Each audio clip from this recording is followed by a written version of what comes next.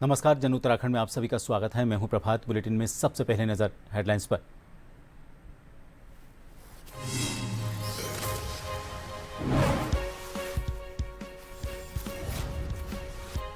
प्रदेश मुख्यालय पर वक्फ कानून को लेकर कार्यशाला का आयोजन। सीएम धामी समेत वरिष्ठ नेता हुए शामिल। 5 मई तक जिला, मंडल और बूथ लेवल पर होगी गोष्ठी।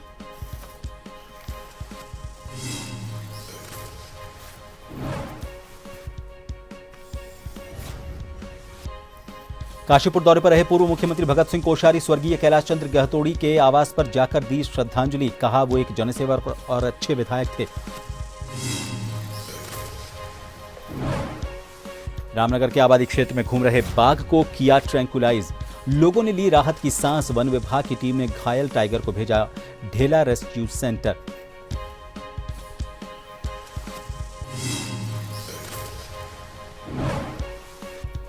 बढ़ती गर्मी के बीच पहाड़ों का रुख करने लगे पर्यटक। देहरादून, मसूरी में सैलानियों का लगा तांता। सड़कों पर भारी ट्रैफिक जाम। मौसम विभाग ने जताया बारिश का पूर्वानुमान।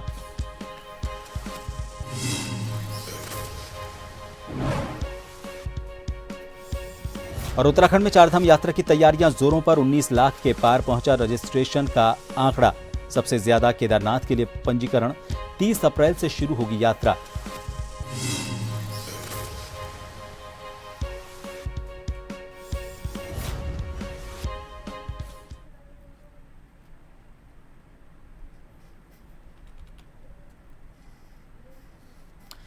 बुलेटिन की शुरुआत में सबसे पहले आपको लिए चलेंगे देहरादून, जहां पर मुख्यमंत्री पुष्कर सिंह धामी गांव से ग्लोबल तक होम स्टे संवाद कार्यक्रम में शिरकत कर रहे हैं। दीपक बेस्ट, प्लीज।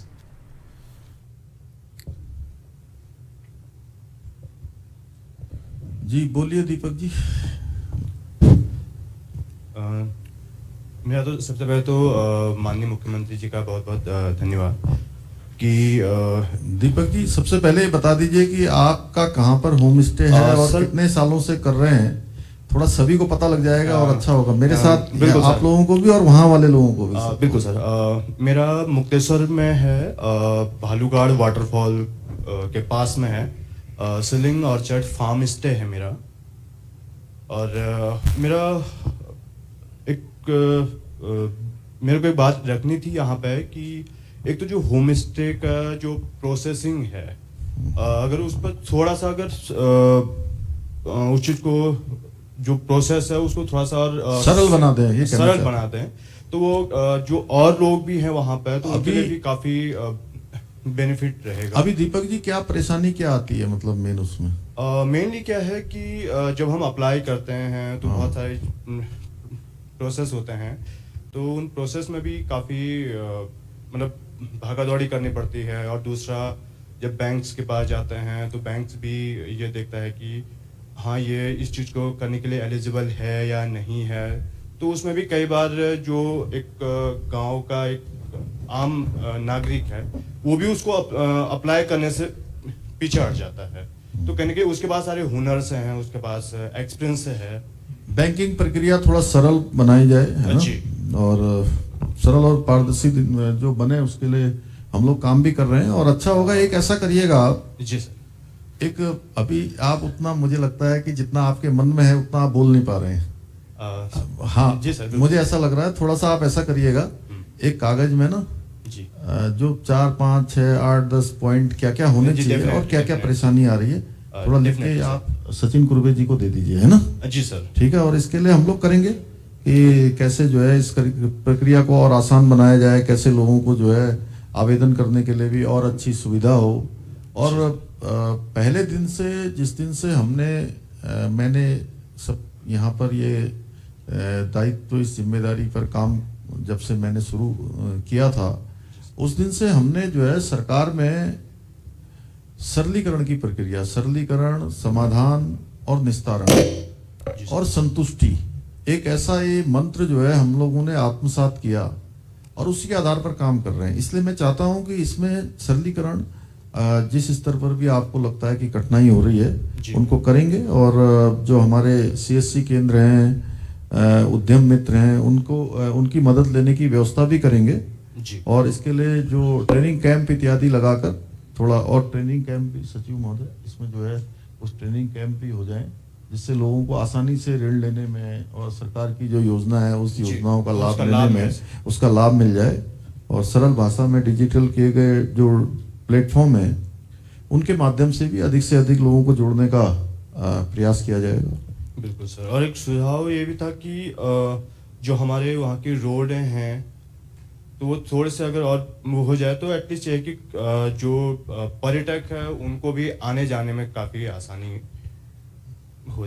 रोड रोड जो में रोड कनेक्टेड रोड कनेक्टिविटी के लिए कह रहे हैं। हाँ ठीक है जी सर। ठीक है नहीं अच्छा है क्वेश्चन। Thank you. अच्छे रोड होंगे तो अच्छा जाएंगे लोग वहाँ बिल्कुल पर। धन्यवाद। नरेंद्र सिंह बिष्ट चमोली से हमारे बीच में हैं जी। सर मेरा नाम देवचंद कुमाई है और मेरा होम स्टे का नाम है the Kafal home stay Mussoorie. Kafal बिल्कुल सभी जगह आपने बड़ा अच्छा बताया और हमारा खान पान देखिए वैसे भी आज पूरे देश के अंदर हम लोग एक अच्छे खान पान के रूप में भी हमारी पहचान बनती जा रही है हमारी संस्कृति के साथ साथ। तो अच्छा है आपने इसके माध्यम से बड़ा अच्छा अपना विषय भी रखा और उसकी महत्ता भी बताई और सुरक्षा की बात करिए तो निश्चित रूप से जो है सभी जिले की पुलिस को प्रदेश के जो हमारे पुलिस महानिदेशक हैं उनको सबको कहा है कि जो हमारे होम स्टे संचालक हैं और उन होम स्टे की पूरी तरह से जो है समन्वय करके धीरे धीरे अभी मैंने अभी राज्य स्तरीय पुलिस संगोष्ठी थी 2 दिन की तो उसके समापन सत्र में मैं था। मैंने उनसे उस दिन भी कहा कि अब हम धीरे धीरे जहाँ भी हमारी आपके यहाँ तो खैर रेवेन्यू पुलिस नहीं है यहाँ तो नियमित रेगुलर पुलिस है लेकिन जहाँ भी प्रदेश के अंदर रेवेन्यू पुलिस है वहाँ धीरे धीरे हम सब चरणबद्ध तरीके से स्टेप बाय स्टेप उसको जो है रेगुलर पुलिस में कन्वर्ट कर रहे हैं जिससे कि सबकी सुरक्षा जो है सुनिश्चित हो। और सीसीटीवी कैमरे की स्थापना के लिए भी जो है कहा है कि हर जगह पर सीसीटीवी कैमरे लगाएं और जहां पर भी भविष्य में जो भी और आवश्यकताएं हैं उसके अकॉर्डिंग पॉलिसी लाकर उस पर हम काम कर रहे हैं। Thank you sir. ठीक है थैंक यू। ये नरेंद्र सिंह बिष्ट आए हैं चमोली से जिनका मैंने नाम लिया था। अच्छा प्लीज एक बार उनको माइक दे दीजिए क्विकली आपका क्वेश्चन। सभी सीनियर्स को चीफ मिनिस्टर साहब को मेरी तरफ से नमस्कार। मेरा नाम नरेंद्र सिंह बिष्ट है। मैं चमोली गढ़वाल में पिंडर घाटी से बिलोंग करता हूँ। 2019 में मैं अपना मर्चेंट नेवी का जॉब छोड़ के अब मैं अपने गांव में थोड़ा होम स्टे अभी स्टार्ट किया है। तो हमारा जो गांव है वो जिस घाटी में है उस घाटी में जाने का एक ही रास्ता है थराली के रास्ते। वो घाटी बहुत बड़ी है तो उस घाटी में अभी थोड़ा सा वो बाकी जगहों से थोड़ा सा पिछड़ा है क्योंकि वहाँ जाने आने का एक ही रास्ता है। तो पर्यटन को बढ़ावा देने के लिए मेहमानों को रोकने के लिए जो जगह होती है उसको होम स्टे के तौर पर डेवलप करने के लिए एक नई पॉलिसी लाई गई थी। किस तरह की समस्याएं उनको आ रही हैं, किस तरह से उनको फायदा इसमें हो रहा है, इसको लेकर सीधा संवाद मुख्यमंत्री पुष्कर सिंह धामी कर रहे थे। कुछ और खबरों पर नजर डालेंगे। मुख्यमंत्री पुष्कर सिंह धामी ने कहा है कि धार्मिक छेड़छाड़ किए बिना उत्तराखंड में वक्फ की एक इंच भूमि की जांच और देखभाल की जाएगी। वक्फ संशोधन से सरकार इसका उपयोग गरीब पसमानदा भाइयों और मुस्लिम बहनों के कल्याण में करेगी। वहीं वक्फ बोर्ड में हुए संशोधन के बाद भाजपा जगह जगह कार्यशाला कर मुसलमानों को वक्फ बोर्ड से होने वाले फायदे बता रही है। कांग्रेस ने वक्फ बोर्ड संशोधन पर सवाल उठाए हैं। वहीं बतौर वक्फ बोर्ड अध्यक्ष शादाब शम्स ने कहा कि कांग्रेस प्रदेश में भ्रम फैला रही है और कह रही है कि जिस प्रॉपर्टी को वक्फ में दर्ज करने की बात कही गई थी उसे वहां दर्ज नहीं की जाएगा।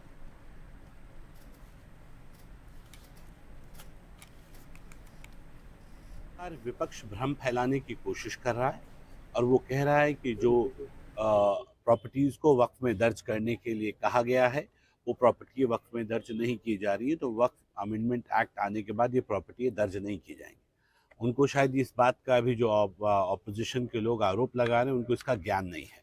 जब हमारे पास कुछ संपत्तियों को भेजा जाता है वक्फ के लिए और वो वक्फ बाय डीड होती हैं उत्तराखंड के अंदर। अब क्योंकि वक्फ बाय यूज़र को तो हमने पहले ही उत्तराखंड के अंदर जो सिस्टम बनाया है उस सिस्टम ने हमने डीएम को, जिसके ऊपर पूरे देश में ऑब्जेक्शन हो रहा है, हमने जिलाधिकारी को अपना ज़िले का उपायुक्त माना है जो हमारे रूल्स उत्तराखंड के बने हैं। और उसके अकॉर्डिंगली जब वक्फ में कोई संपत्ति रजिस्टर्ड होने के लिए आती है तो हम जिलाधिकारी महोदय के पास भेजते हैं कि आप इसकी संतुष्टि हमें दीजिए कि ये संपत्ति पर कोई विवाद नहीं है, ये इसकी निजी संपत्ति है और इसको वक्फ किया जा सकता है। जब उनकी तरफ से अप्रूवल आ जाता है तो उसको दर्ज कर लिया जाता है। रुक करेंगे अगली खबर का। वक्फ संशोधन विधेयक पर प्रदेश मुख्यालय पर एक कार्यशाला का बीजेपी की तरफ से आयोजन किया गया था, जिसमें सीएम धामी सहित पार्टी के वरिष्ठ नेता शामिल हुए थे। अब प्रदेश में बूथ लेवल तक भाजपा के कार्यकर्ता लोगों को वक्फ संशोधन विधेयक पर जानकारी देंगे और जागरूक करेंगे ताकि वक्फ संशोधन विधेयक पर भ्रांतियां न फैलें। बीजेपी 20 अप्रैल से 5 मई तक जिलों, मंडलों और बूथ लेवल पर कार्यशाला का आयोजन करेगी। इस पर निशाना साधते हुए कांग्रेस उपाध्यक्ष सूर्यकांत धस्माना ने कहा कि भाजपा का काम घर घर जाएंगे और नफरत फैलाएंगे वाला है। सूर्यकांत धस्माना ने कहा कि भाजपा हमेशा हिंदू मुस्लिम, हिंदुस्तान पाकिस्तान करती है और लोगों को लड़वाने का काम करती है। इस पर भाजपा विधायक विनोद चमोली ने कांग्रेस पर पलटवार किया। चमोली ने कहा कि कांग्रेस परेशान है क्योंकि उनके आकाओं पर चोट पहुंच रही है। भारतीय जनता पार्टी के दफ्तर में जो मुस्लिम महिलाएं गई थी फूल बरसाने, उन्होंने क्या कहा? आपके पास तो बाइट होगी, बाइट है ना आपके पास? भारतीय जनता पार्टी के दफ्तर में जो महिलाएं फूल बरसा रही थी, उन्होंने कहा वक्फ में कोई भी तब्दीली हमारे खिलाफ जो है हमको मंजूर नहीं है। तो ये क्या जागरूकता फैलाएंगे? इनको तो नफरत फैलानी है, जागरूकता नहीं फैलानी। आप इनसे महंगाई की बात करो, ये वक्फ की बात करेंगे। आप इनसे अंकिता भंडारी के अपराध में शामिल वीवीआईपी की बात करो, ये लव जिहाद की बात करेंगे। क्योंकि सरकार के पास और बीजेपी के पास जनता से जुड़े हुए जन सरोकारों के सवालों के जवाब नहीं है, इसलिए इनको अब घर घर कैसे बताएं कि कितनी नौकरी लगाई, कैसे बताएं कि अंकिता के अपराधी आज भी क्यों बाहर हैं, कैसे बताएं कि राज्य में बेरोजगारी चरम पे क्यों है। और आज की तारीख में मैंने कहा है कि कम से कम उत्तराखंड के अंदर तो कांग्रेस मुस्लिम लीग है, कांग्रेस पार्टी नहीं रह गई, कांग्रेस मुस्लिम लीग हो गई है, क्योंकि मुसलमानों की विशेष चिंता उनको रहती है और बाकियों के बारे में उनका चिंतन नहीं है। तो कांग्रेस अपनी उसी तुष्टिकरण की नीति के तहत बयान देती है, अपनी बातें करती है। सरकार वक्फ बोर्ड के माध्यम से जो नए संशोधन आए हैं उनको लागू करेगी। जो वक्फ में जो भ्रष्टाचार है वो दूर होगा। जो उनकी संपत्तियों से जो आय है वो गरीब मुसलमानों के लिए उपयोग में लाई जाएगी। पारदर्शिता के साथ काम होगा और एक अच्छी मंशा के साथ कि मुसलमानों में भी जो सही लोग हैं वो चाहते हैं कि संशोधन हो और उनकी पहल पर ही संशोधन हुए हैं। उत्तराखंड के जाने माने शिक्षक से शिकारी बने लखपत सिंह रावत के जीवन पर आधारित फिल्म पर मशहूर अभिनेता हेमंत पांडे फिल्म बनाने जा रहे हैं। इसमें बाघ के द्वारा 12 छात्रों को अपना निवाला बनाने के बाद किस तरह से लखपत शिकारी बने लखपत के जीवन को फिल्माया जाएगा। उत्तराखंड फिल्म विकास बोर्ड के पूर्व चेयरमैन और जाने माने फिल्म टीवी कलाकार हेमंत पांडे उत्तराखंड में पलायन और बाघों की समस्या को लेकर एक फिल्म का निर्माण करने जा रहे हैं। अब बोई बाघ टाइटल की इस फिल्म की ज्यादातर शूटिंग पिथौरागढ़ और पहाड़ों के पलायन से खाली हो रहे गांवों में होगी। हेमंत पांडे ने बताया कि सरकार के सहयोग से बनने वाली इस फिल्म की लागत करीब 3 करोड़ रुपए है, जिसे 18 महीने में पूरा कर लिया जाएगा। फिल्म में स्थानीय कलाकारों को अभिनय का मौका मिलेगा। देखिए, सबसे पहली बात तो ये है कि मैं जिस गांव में मेरा जन्म हुआ, जिस गांव ने मुझे यहाँ तक पहुँचाया, जिस मिट्टी ने, मैं सबसे पहले उस मिट्टी में शूटिंग विलेज की स्थापना करता हूँ, जिसमें हम बहुत सारे छोटे बड़े प्रोड्यूसर को बुला के शूटिंग करवा सकते हैं। जो घर पुराने हैं, टूटे हैं, फूटे हैं, अच्छे हैं, नए हैं, वो सब काम आएंगे।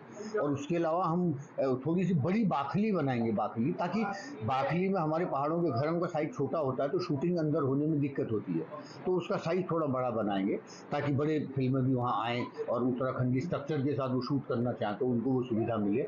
और ये शुरुआत में अपने गाँव से। ब्रेक के बाद एक बार फिर आप सभी का स्वागत है। उत्तराखंड सरकार की नई फिल्म नीति से प्रदेश में फिल्मों के निर्माण में तेजी आई है। उत्तराखंड फिल्म विकास परिषद के मुख्य कार्यकारी अधिकारी सूचना महानिदेशक बंशीधर तिवारी ने बताया कि प्रदेश सरकार द्वारा पारित नई फिल्म नीति में फिल्मों के लिए पहले ज्यादा अनुदान की राशि को सम्मिलित किया गया है। ओटीटी प्लेटफॉर्म पर रिलीज फिल्मों और वेब सीरीज को भी अनुदान के लिए सम्मिलित किया गया है। उत्तराखंड सरकार ने फिल्म निर्माण को बढ़ावा देने के लिए उत्तराखंड फिल्म नीति लागू की है, जिसके तहत फिल्म निर्माता निर्देशकों को अनुदान प्रदान किया जा रहा है। अनुदान प्राप्त करने के लिए फिल्म की 75% से ज्यादा शूटिंग राज्य में होनी चाहिए और इसके लिए फिल्म निर्माताओं को तय समयावधि के भीतर शपथ पत्र दाखिल करना होगा। एक तो पहले जो फीचर फिल्म्स हैं उनकी जो सब्सिडी है उसको बढ़ाया गया है, उसको 3 करोड़ तक किया गया है। जो आंचलिक फिल्में हैं उसकी भी सब्सिडी हम लोगों ने 25 लाख से बढ़ा करके 2 करोड़ किया है। साथ ही साथ OTT वेब सीरीज और टीवी सीरियल्स जो निर्माण होते हैं उनको भी हम लोगों ने नई फिल्म नीति के माध्यम से सब्सिडी के दायरे में ले आए हैं। साथ ही साथ जो हमारे कम प्रसिद्ध वाले जगह हैं जहाँ पर फिल्में शूट नहीं होती है, नई जगह पर कोई शूट करेगा तो उसके लिए अलग से हम लोगों ने धनराशि की व्यवस्था की है। करने के लिए या लालच देने के लिए या झूठ बोलने के लिए या झूठा आश्वासन देने के लिए या आपकी कल्पनाओं को आपके मरते दम तक बरकरार रखने के लिए ऐसी बातें कर सकता है। लेकिन मैं अपने 35 सालों के वर्ष के बाद ये अनुभव के बाद ये कह सकता हूँ कि हमारे यहाँ फिल्म सिटी की आवश्यकता है। उस तरह पे पैसा खर्च करके तो नहीं है, हमारी तो वैसी हमें स्वर्ग मिला हुआ है, हमें वैसी देवभूमि मिली है। यहाँ ये है कि जहाँ शूटिंग वालों के लिए सुख सुविधाएं हैं, जहाँ कलाकारों के रहने की सुविधाएं हैं, उन चीज़ों को डेवलप करें। हल्द्वानी नगर निगम के मेयर गजराज सिंह बिष्ट रामनगर में भाजपा के वरिष्ठ नेता हरीश चंद्र सती के आवास पर पहुंचे। यहां कार्यकर्ताओं ने उनका स्वागत किया। हल्द्वानी मेयर गजराज सिंह बिष्ट ने कहा कि बिजली के स्मार्ट मीटर को लेकर कांग्रेस के लोग जनता में भ्रम फैलाने का काम करने के साथ ही गुंडागर्दी और अराजकता पर उतर आए हैं।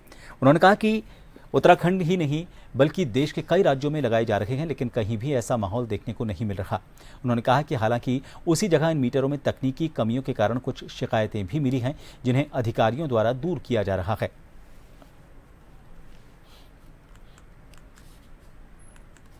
दुख इसी बात का तो है कि कांग्रेस के पास कोई भी ऐसा मुद्दा नहीं है जिससे वो भारतीय जनता पार्टी को घेर सके। इसलिए कांग्रेस जो है गुंडागर्दी पर अब उतर आई है। आपने देखा होगा किच्छा में भी इसी प्रकार का कार्य किया गया, इसी प्रकार का कार्य रामनगर में किया गया है। मैं आपको फिर बताना चाहता हूं आपके माध्यम से, पूरे यहाँ की उत्तराखंड की जनता को हजारों मीटर इस प्रदेश के अंदर लग गए। और केवल उत्तराखंड प्रदेश नहीं, देश के अंदर जो हम ही कांग्रेस नीति सरकारें हैं, हिमाचल ले लो या अन्य प्रदेश ले लो, वहाँ भी ये स्मार्ट मीटर लगे हुए हैं। स्मार्ट मीटर केवल अपडेट, पुराने मीटर का अपडेट वर्जन है। केवल उसमें कुछ पहले जो हम लोगों को शिकायत करनी पड़ती थी बिजली विभाग में कि भाई हमारा बिजली नहीं आ रही या ये कमी है, अब वो स्मार्ट मीटर स्वयं ही, जहां बिजली विभाग है उससे स्वयं ही पता चल जाएगा कि क्या कमी है क्या नहीं है। इसी प्रकार आपका बिल घर बैठे उसमें जमा हो जाएगा। रुड़की के आर्य समाज रोड पर स्थानीय व्यापारियों ने निगम द्वारा बनाए गए नाले में घटिया सामग्री लगाने का आरोप लगाया है। व्यापारियों ने प्रदर्शन करते हुए मीडिया को बताया कि 1.5 महीने पहले इस नाले का निर्माण कार्य नगर निगम के द्वारा किया गया था, लेकिन 1.5 महीने में बनने के बाद इस नाले पर अभी तक इसके ऊपर स्लैब नहीं डाले गए हैं। स्थानीय व्यापारियों ने बताया कि इससे आए दिन यहाँ पर राहगीर चोटिल हो रहे हैं और पार्षद पर भी व्यापारियों ने घटिया सामग्री नाले के निर्माण में लगाने को लेकर आरोप लगाए हैं।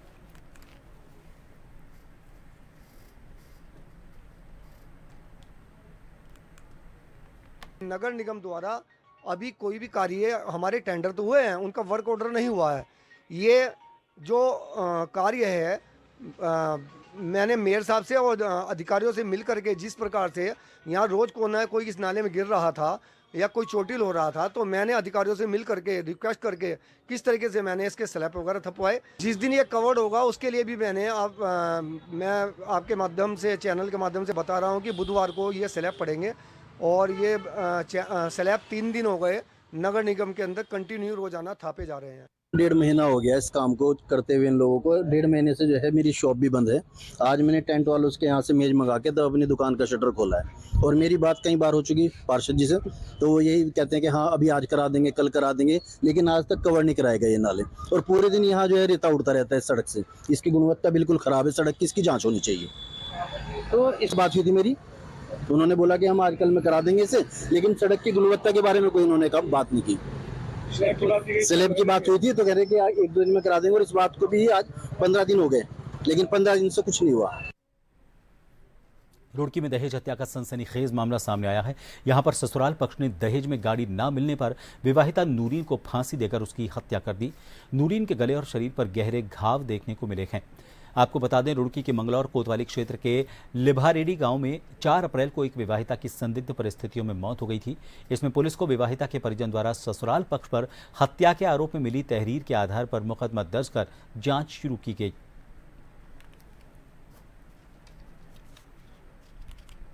जो ये घटनाक्रम है इसमें हत्या के सेक्शन में मुकदमा दर्ज है।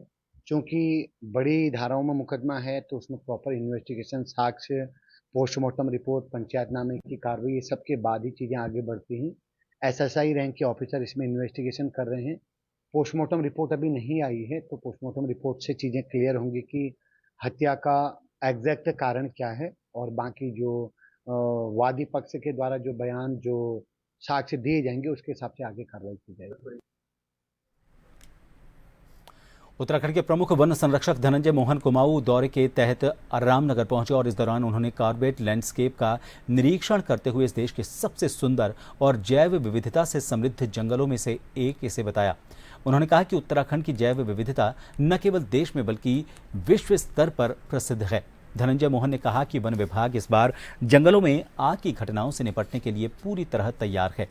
उन्होंने बताया कि वनाग्नि नियंत्रण को और अधिक प्रभावी बनाने के लिए नई तकनीक और नवाचारों का सहारा लिया गया है। इसी क्रम में एक नई मोबाइल ऐप लॉन्च की गई है, जिसकी मदद से किसी भी वनाग्नि की घटना की जानकारी तुरंत संबंधित अधिकारियों और वन कर्मियों तक पहुंचेगी। इससे त्वरित कार्रवाई संभव हो सकेगी। उन्होंने बताया कि इस बार हमने राज्य के हेडक्वार्टर में इंटीग्रेटेड कंट्रोल सेंटर्स की स्थापना की है, जहां से पूरे प्रदेश की वनाग्नि की घटनाओं पर नजर रखी जा रही है।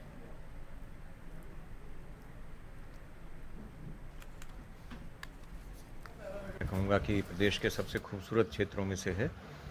ये पूरा लैंडस्केप जो है कॉर्बेट लैंडस्केप के नाम से जो मशहूर है, और यहाँ की जो जैव विविधता है उसके बारे में कहने की कोई आवश्यकता नहीं है कि कितना जैव विविधता के हिसाब से कितना अच्छा क्षेत्र है ये।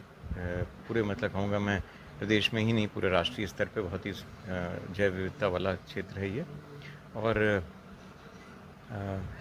वनाग्नि सत्र की तैयारियां भी देखी। हमारा जो स्टाफ है बिल्कुल सजग है।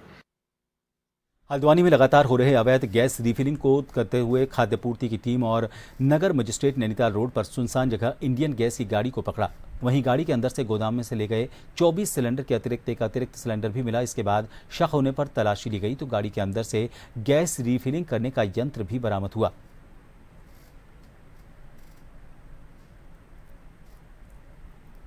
सूचना मिली थी ठंडी सड़क एरिया में, उसमें एक इंडियन गैस एजेंसी की एक वाहन में रिफिलिंग की इन्फॉर्मेशन थी। उसमें कुछ उपकरण इस तरह के बरामद किए गए हैं जो इस बात को पुष्ट करते हैं। साथ ही उसमें फायर एक्सटिंग्विशर्स नहीं थे, निर्धारित वर्दी में उनका स्टाफ नहीं था। इसके अलावा चालान और रिफिल जो बुक्स होती हैं वो उनके पास नहीं मिली हैं। बाकी उसमें वेट एंड मेजरमेंट डिपार्टमेंट के लोग मौके पर हैं, सप्लाई विभाग के साथ वो लोग अपना कार्रवाई कर रहे हैं और इसमें अग्रेतर विधिक कार्रवाई उनके द्वारा की जाएगी। उत्तराखंड के मुख्यमंत्री पुष्कर सिंह धामी दिल्ली के दौरे पर रहे, जिसे लेकर तरह तरह के कयास लगाए जा रहे हैं। उत्तराखंड भाजपा की प्रदेश प्रवक्ता कमलेश रमन ने कहा कि मुख्यमंत्री शासकीय कार्यों के लिए लगातार देश की राजधानी में जाते रहते हैं। प्रदेश की अलग अलग योजनाओं को पास कराने के लिए केंद्रीय मंत्रियों से मुलाकात करते हैं। जहां तक कैबिनेट विस्तार का सवाल है, वो मुख्यमंत्री का विशेष अधिकार है। देखिए, माननीय मुख्यमंत्री जी पुष्कर सिंह धामी जी इस प्रदेश की जो विकास कार्य हैं उनको लेकर के समय समय पर दिल्ली जाते हैं और हमारे जो केंद्रीय मंत्री हैं उनसे वार्ता करने का काम करते हैं कि इस प्रदेश को और आगे कितने विकास हमें देने हैं, क्या प्रस्ताव है, उन सबको लेकर के जाकर के चर्चा करते हैं। रही बात कैबिनेट विस्तार की, तो ये माननीय मुख्यमंत्री जी का विशेषाधिकार है और वो जब उनको वहां से आदेश प्राप्त होगा तो मुझे लगता है कि बहुत ही जल्द यहाँ पर कैबिनेट का जो हमारा विस्तार होना है वो हो जाएगा। पर माननीय मुख्यमंत्री जी समय समय पर दिल्ली जाते हैं, तमाम प्रदेश की जो विकास कार्य हैं, जो यहाँ की गतिविधियां हैं, उन सारी चीजों को चर्चा करने के लिए जो हमारे केंद्रीय स्तर पर बैठे हैं हमारे शीर्ष नेतृत्व, उनके साथ में विचार विमर्श करते हैं। इन सभी खबरों के साथ जन उत्तराखंड में फिलहाल के लिए इतना ही। नमस्कार।